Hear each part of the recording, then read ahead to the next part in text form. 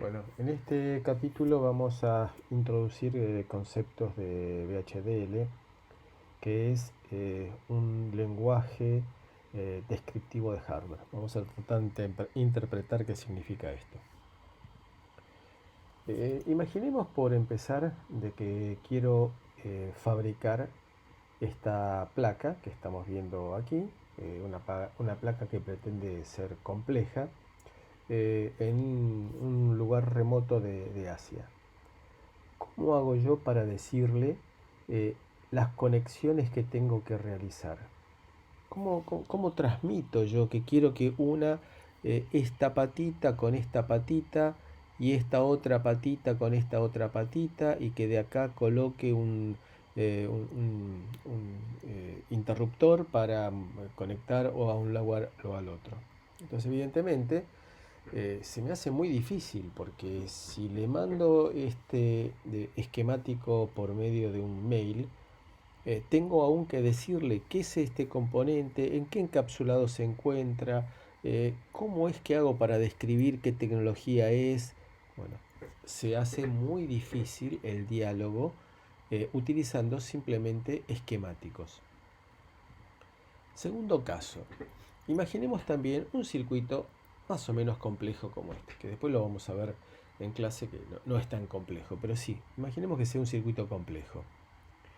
¿Qué tengo que hacer yo para estar seguro de que cuando lo implemento con componentes reales, ese circuito va a funcionar? ¿Cómo estoy seguro de eso? ¿Cómo lo puedo llegar a garantizar?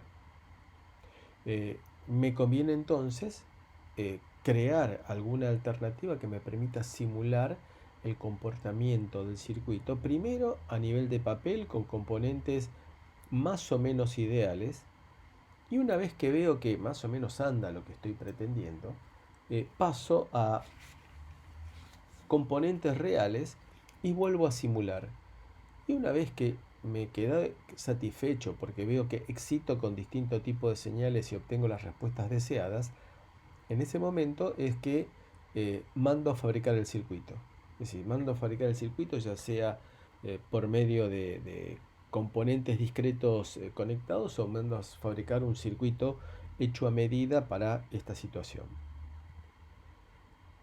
Para todo lo anterior, para estos dos ejemplos, aparecen los HDL. HDL significa Hardware Descriptor Language, es decir, son son lenguajes descriptores de hardware. Eh, Existen distintas versiones de lenguajes descriptivos de hardware. Los dos más populares son VHDL, que es el que vamos a estudiar nosotros, y Verilog, que es otra alternativa. Son similares en cuanto a funciones, pero distintos de acuerdo con la implementación. Y se dan ciertas características que VHDL se utiliza en la costa oeste de Estados Unidos y en Asia, mientras que Verilog, la otra alternativa, se utiliza en la costa este de Estados Unidos y en Europa.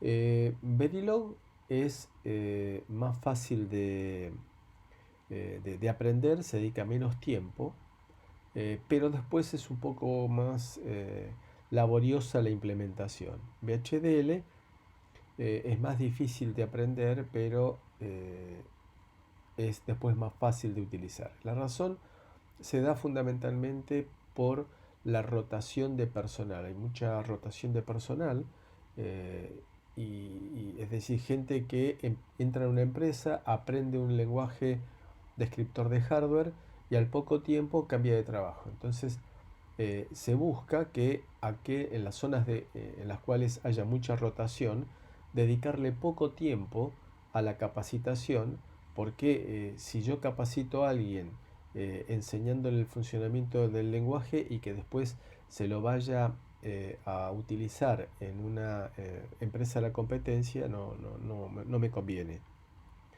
Entonces, los lenguajes descriptores de hardware utilizan una sintaxis más o menos sencilla, pero que fundamentalmente me permiten realizar las dos operaciones que dijimos antes, en el mandar la descripción de la interconexión y de los componentes a cualquier lugar del mundo por medio de un archivo, y aparte efectuar simulaciones con esas normativas, con esas ideas que mencionamos antes y que vamos a reafirmar en un ratito. Nos va a permitir trabajar sobre computadora, pero vamos a ir acercándonos paulatinamente a la realidad, a lo que es la práctica en el hardware que vamos a terminar implementando. Entonces, los lenguajes HDL son herramientas informáticas. Esas herramientas informáticas son programas, software que me permiten hacer la edición de archivos con ciertas características y después verificar si escribí esos archivos sin cometer errores. Algo así como lo que diríamos que es un corrector ortográfico de Word en el Office.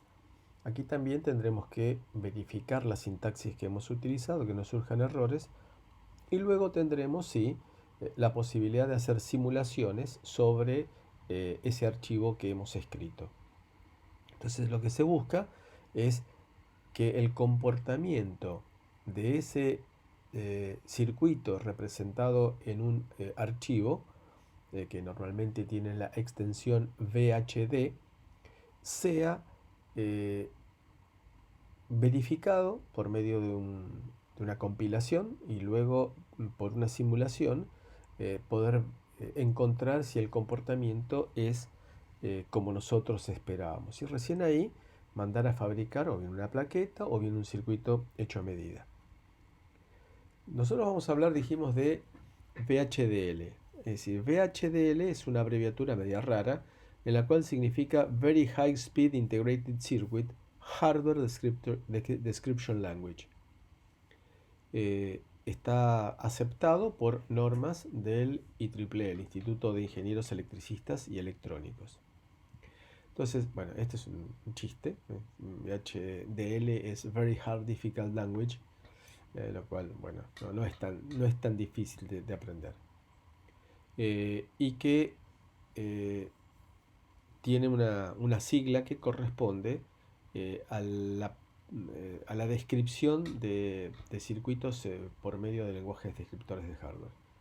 Lo que pretendemos es hacer un modelado y descomponer estructuras complejas en sencillas, buscando el comportamiento que sea similar a lo que nosotros pretendemos por los requerimientos de nuestro problema.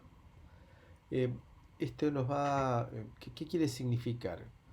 Que si tengo un circuito muy complejo, pues como por ejemplo, imaginemos que quiero hacer la electrónica de un satélite que viaje a Marte. La electrónica es muy compleja. Lo que voy a hacer es dividirlo en módulos y esos módulos acoplarlos en lo que se llama una estructura jerárquica. Entonces, imaginar que tenemos un gran circuito constituido por módulos y nosotros vamos a analizar individualmente y simular cada uno de esos módulos. Esta es otra de las ventajas de VHDL, que nos permite elaborar, dividir circuitos, esquemas complejos en esquemas más simples, más fáciles de interpretar y de entender. Hagamos un poquito de historia. Es decir, VHDL arrancó en 1980, financiado por el Departamento de Defensa de Estados Unidos, como tantas cosas, como por ejemplo también Internet, que comenzó siendo patrocinado más o menos en la misma época, un poco más tarde, por el Departamento de Defensa de Estados Unidos, que después pasó a las universidades y terminó siendo lo que es hoy en día. En el año 83 toman injerencia algunas empresas en el tema de VHDL, y ahí aparecen dos que son conocidas por nosotros sin dudas, que son IBM y Texas Instruments. En el año 85 aparece la primera versión, que se la llaman 7.2.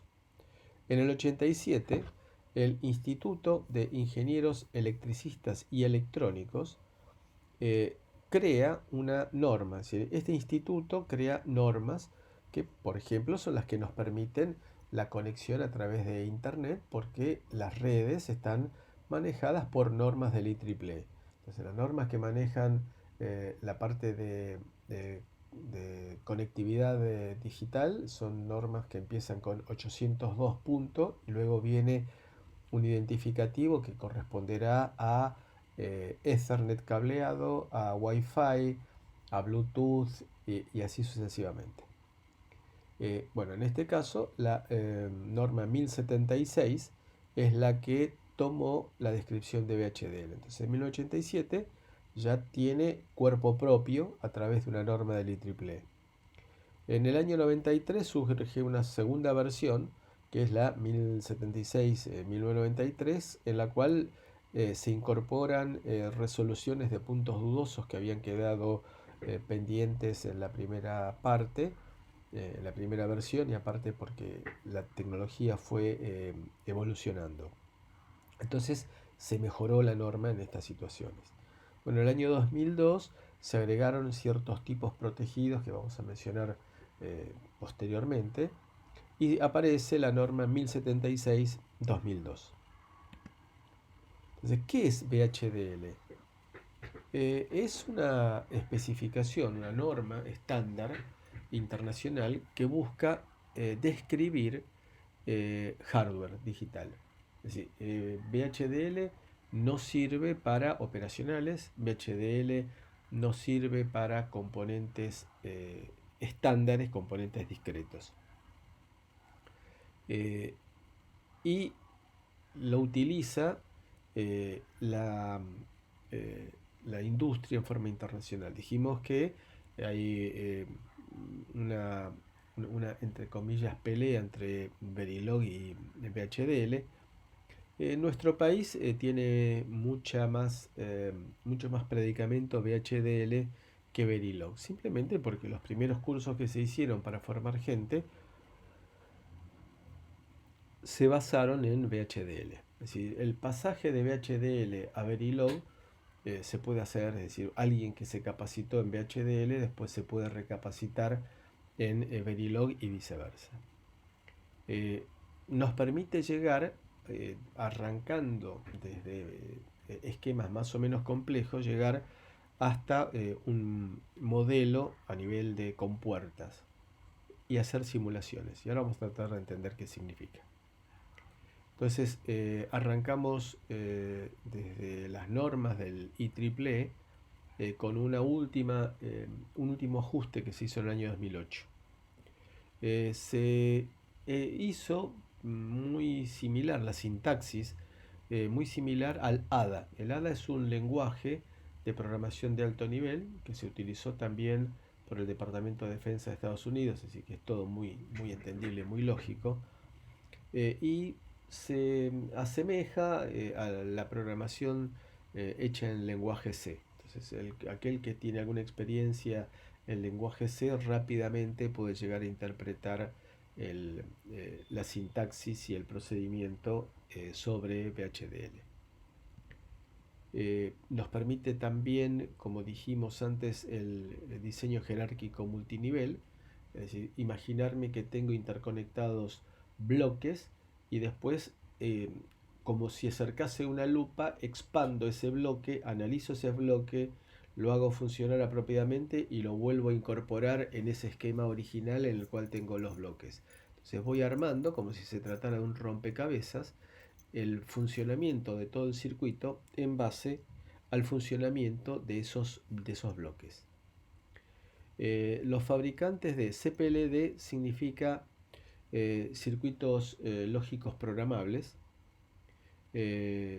Complex Programmable Logic Devices, quiere significar exactamente, que eso también lo vamos a ver en el curso, y FPGA, Field Programmable Gate Arrays, es decir, arreglos de compuertas programables en el campo. En el campo significa en la casa, en el laboratorio de cada uno, en la universidad, y que no tiene que ser programado por un fabricante en Asia, sino que a mí me venden un componente programable y yo lo adecuo para que cumpla la función que quiero. Es decir, no es hecho a medida en grandes cantidades, sino que puedo ir y comprar en las empresas de componentes electrónicos una sola pieza.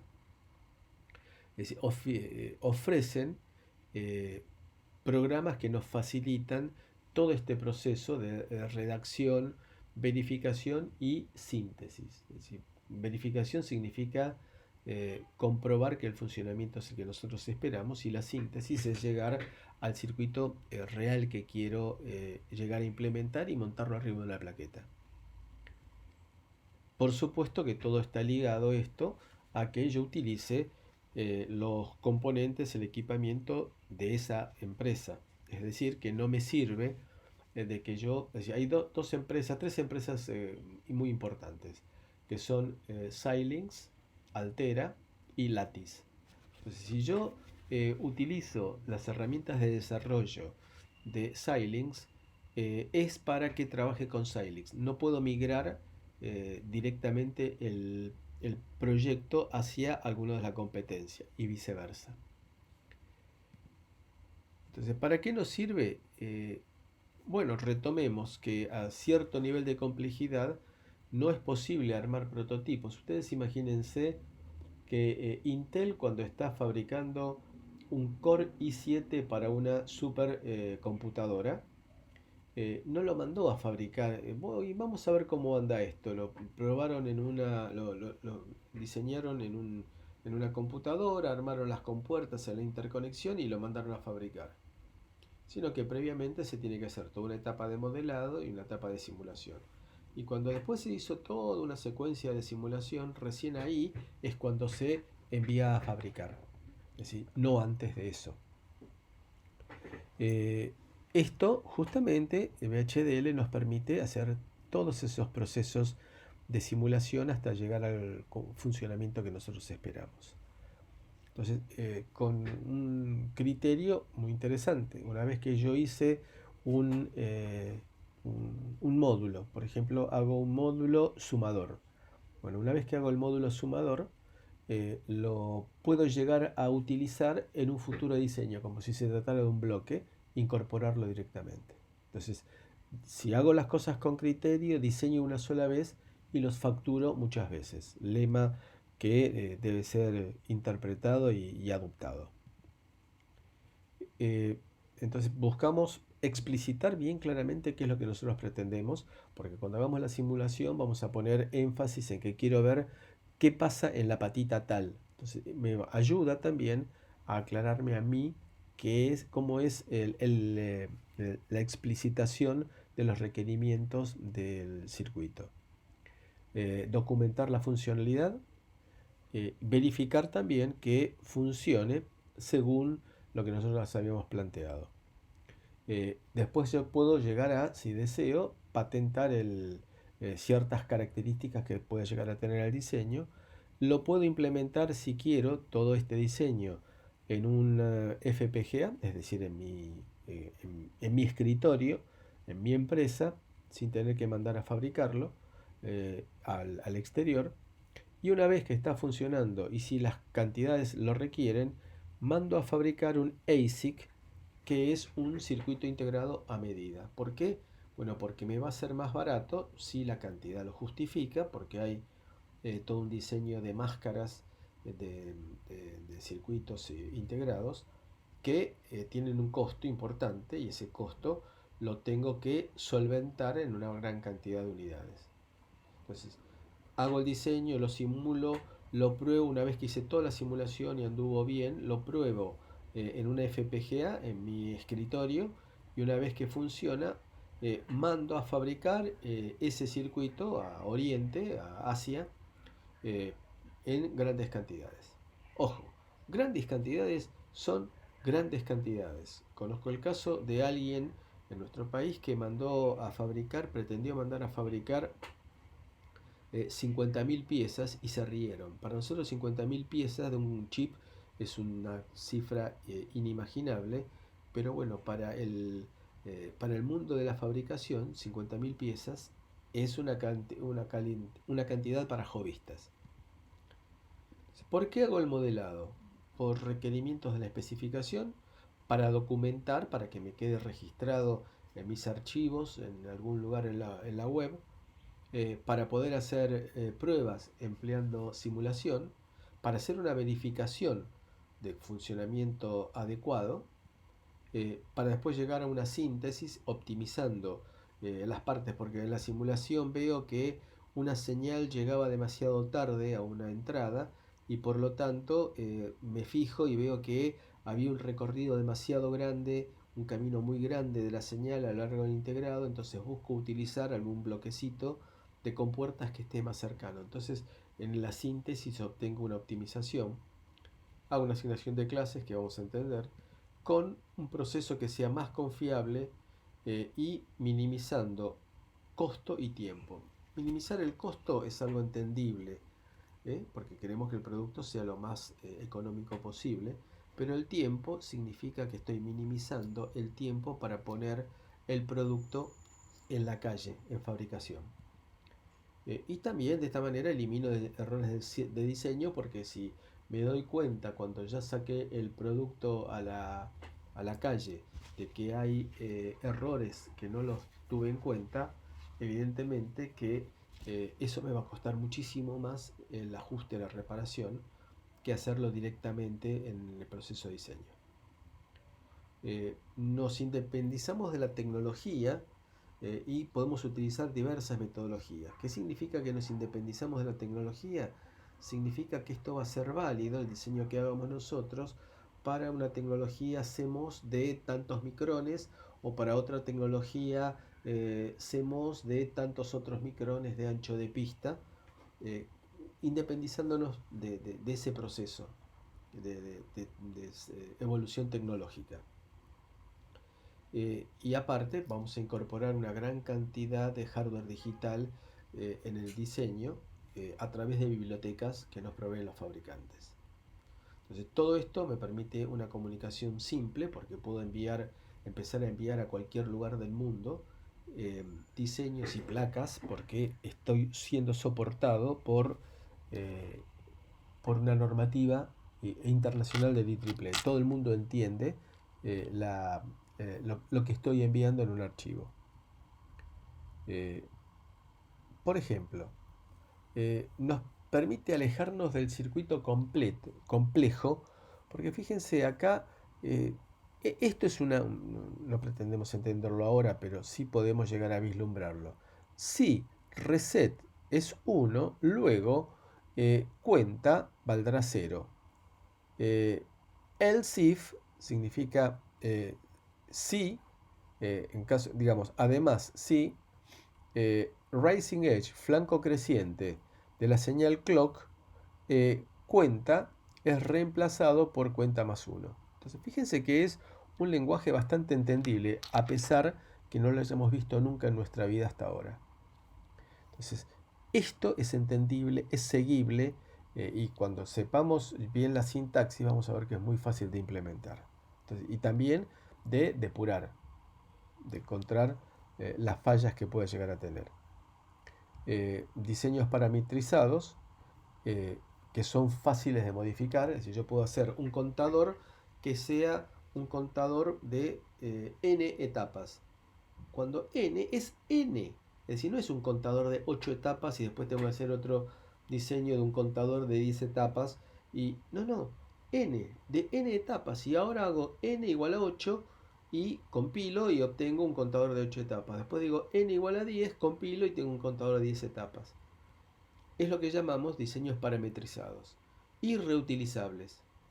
Y tengo también bibliotecas que me da el fabricante, y ese es el gran gancho que tiene, en el cual puedo llegar a bajar, si quiero, un microcontrolador completo.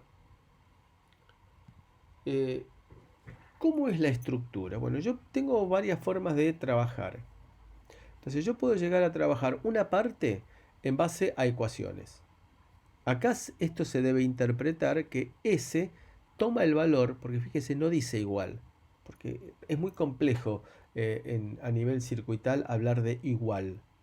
Si lo llevamos a nuestra cabeza, nos damos cuenta, así que, ¿qué significa que sea igual una ecuación? Bueno, acá decimos entonces que el valor de S es reemplazado por A más B, lógico.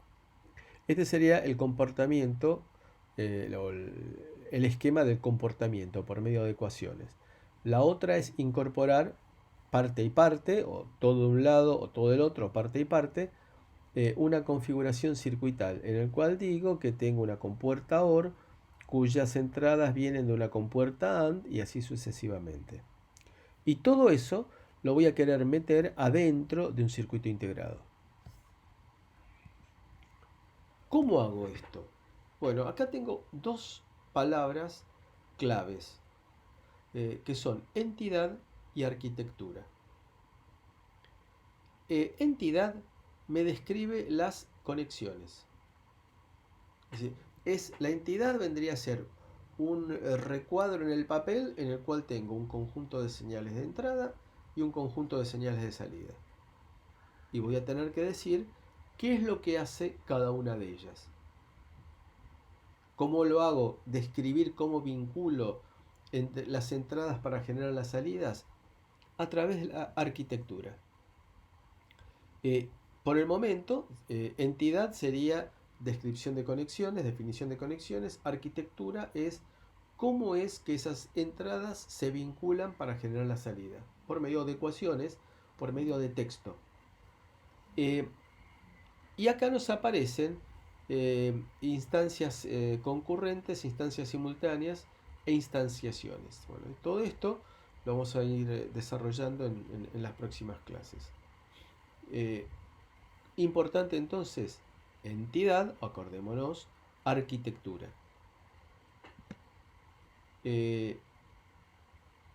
Tenemos entonces que la arquitectura es la descripción bien detallada del comportamiento del módulo, del comportamiento interno del módulo, es decir, lo que pasa adentro del módulo. Mientras que la entidad vendría a ser una especie de cáscara que envuelve a esa arquitectura. Es decir, desde el lado externo, yo tengo, mirándolo de afuera, yo tengo de por medio la entidad que me muestra cuáles son las entradas, las patitas de entrada, cuáles son las patitas de salida. Y lo que está adentro es la arquitectura. Entonces, se entiende, arquitectura es la forma de vinculación de las entradas, la entidad es externa. También podemos tener jerarquías en la cual tengo distintas entidades y arquitecturas y que se vinculan entre sí. Entonces, por ejemplo, la arquitectura C tiene un pedazo o toda la arquitectura E y la entidad E, es decir, que están involucrados aquí adentro. Y digamos que si yo aplico la lupa sobre el módulo C, que tiene entidad y arquitectura, voy a ver que tiene adentro un par de módulos, y lo mismo con D, que voy a ver que tiene adentro 3 módulos que vienen de la arquitectura E y 2 de la arquitectura F. Entonces esto me permite armar un conjunto de niveles jerárquicos. Por ejemplo, entidad AND. AND es una palabra reservada, por lo tanto no puedo llamar a un diseño, a un proyecto que haga yo AND.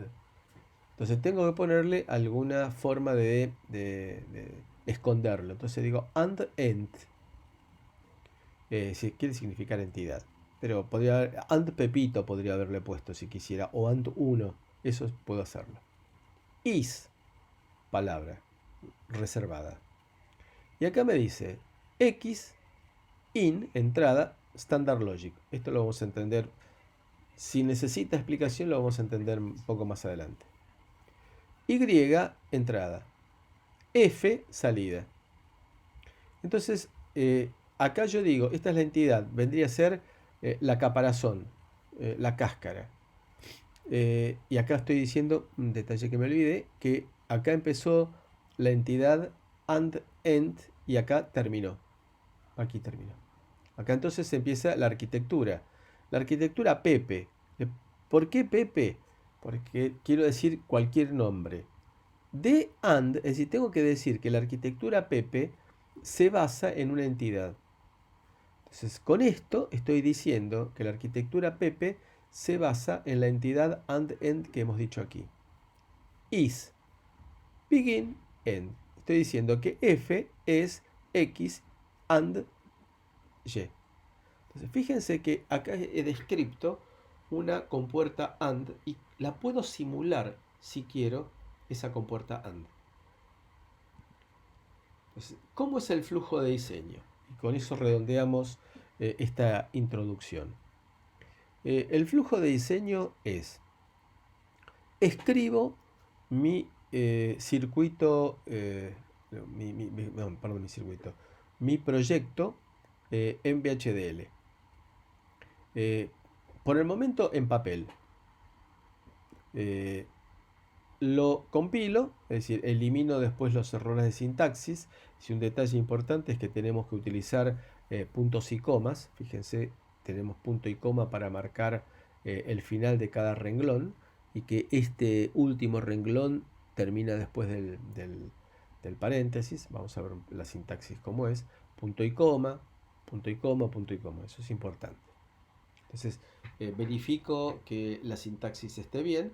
Que la sintaxis esté bien no significa de que esté funcionando como nosotros esperábamos, sino que significa que no he cometido errores. Es decir, como si yo pusiera palabras sin errores de ortografía, pero en cualquier orden. No significa que eso sea una novela o que sea entendible, que cumpla la función que pretendíamos. Lo simulamos bien en papel, bien abstracto, y vemos si tengo herramientas de simulación que me permiten ver el comportamiento por medio de como si pusiera un osciloscopio en ciertos puntos. Una vez que hice eso, digo, bueno, tengo una primera aproximación que funciona. Entonces, ahora digo que voy a utilizar un componente de la familia Xilinx, por ejemplo, el componente de la familia Pepito 4F5. Y vuelvo a hacer lo mismo. Vuelvo a simular, pero ahora tomando los parámetros de tiempos de propagación, por ejemplo, de la familia que yo he elegido, el componente que yo he elegido.